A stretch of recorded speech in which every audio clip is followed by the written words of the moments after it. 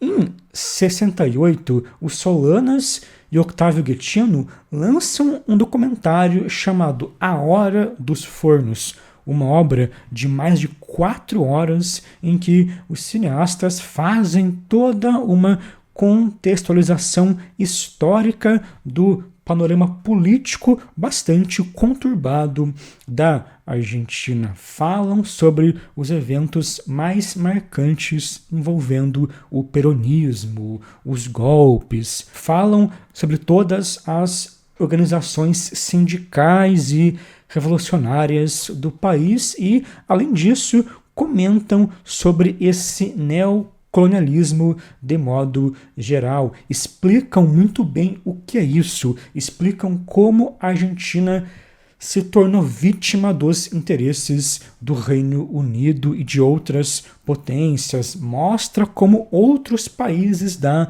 América Latina também são vítimas de um certo imperialismo, falam das táticas desse imperialismo e mostram vários dados sociais, dados políticos de países da América Latina e também usam até trechos de filmes de outros diretores que também possuem um viés mais revolucionário para ilustrar tudo isso. Até usam um trecho do Maioria Absoluta do Leon Hirschman para falar sobre o Brasil. Enfim, esse é um documentário muito completo sobre esse tema e provavelmente é a obra mais marcante, mais icônica, até talvez a mais importante desse contexto do terceiro cinema.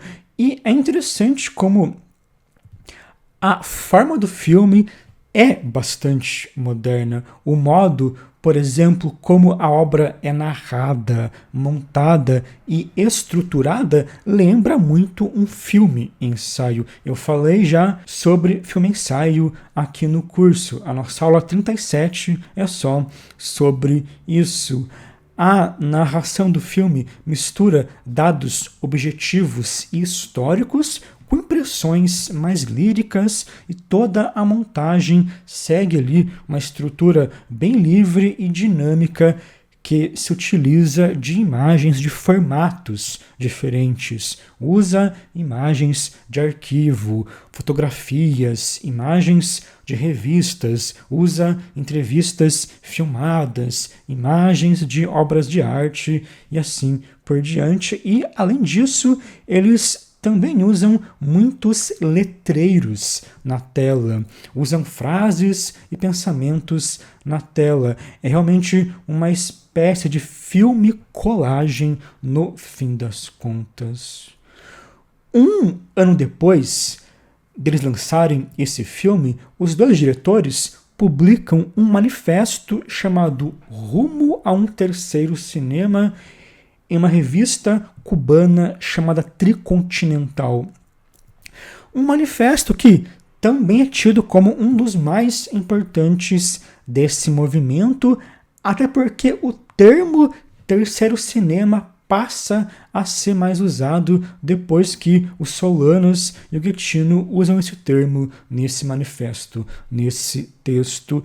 É um manifesto bastante amplo, em que eles não falam só de cinema, mas propõem uma reflexão bem geral e bem ampla sobre o terceiro mundo e também sobre as possibilidades práticas de uma revolução. Falam muito mal da linguagem do cinema comercial. Dizem que a linguagem do cinema industrial é uma continuação da arte burguesa do século XIX, que coloca o espectador sempre numa posição muito passiva. Rejeitam padrões norte-americanos nesse aspecto.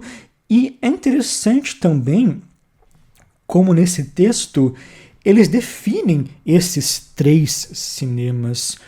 O primeiro cinema, para eles, seria o cinema de Hollywood, o cinema comercial, do espetáculo e da alienação, né, segundo eles. O segundo cinema seria o cinema europeu de autor. Por exemplo, o cinema da Nouvelle Vague francesa.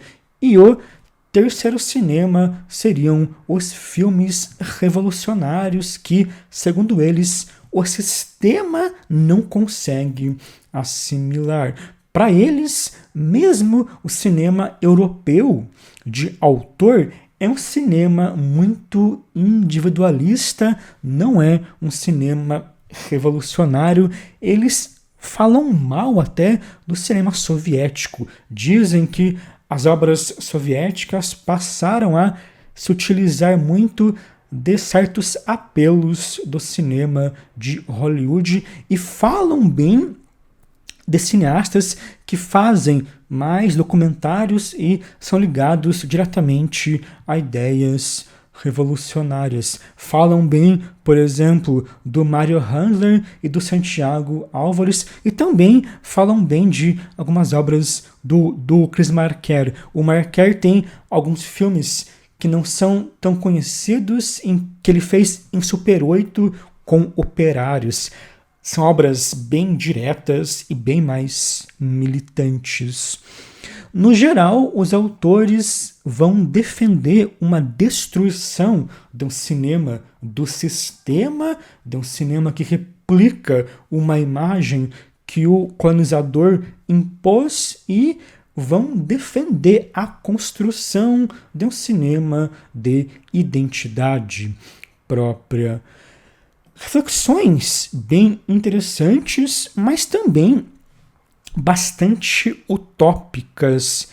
Em vários momentos, eles querem rejeitar meio que tudo o que os americanos fizeram, rejeitar até alguns elementos e padrões técnicos, porém existem, vários elementos técnicos que eles mesmos se utilizam nos seus filmes que só evoluíram devido a um contexto capitalista.